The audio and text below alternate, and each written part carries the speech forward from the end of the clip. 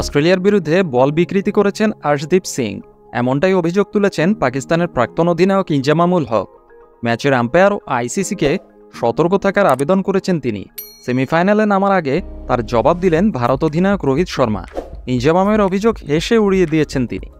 বৃহস্পতিবার বিশ্বকাপের সেমিফাইনালে ইংল্যান্ডের বিরুদ্ধে খেলতে নামবে ভারত।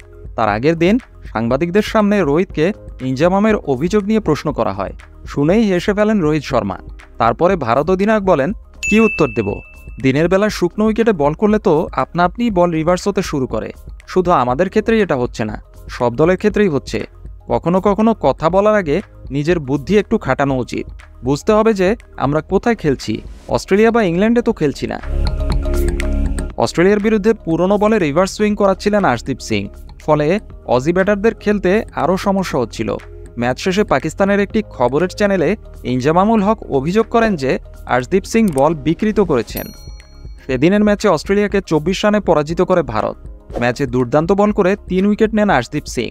আউট করেন ডেভিড ওয়ার্নার, ম্যাথু ওয়েড এবং টিম ডেভিডকে।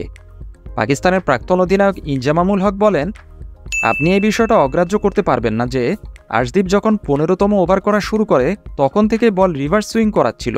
এত তাড়াতাড়ি কি বল রিভার্স সুইং করানো যায়? তার মানে 12 বা 13তম ওভার থেকেই বল যাতে রিভার্স সুইং করতে পারে সেজন্য বল বিকৃত করা হয়েছে। আম্পায়ারদের চোখ খোলা রাখতে হবে। আমরাও রিভার্স সুইং সম্পর্কে জানি।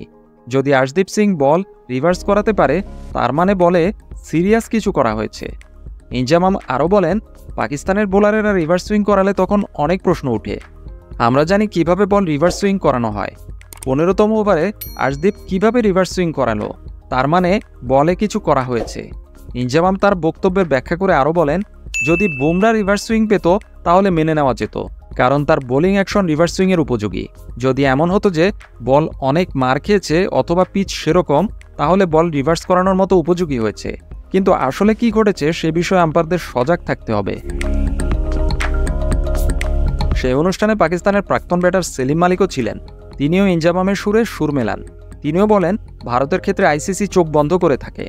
তারই এই মোক্ষম জবাব দিলেন রোহিত শর্মা।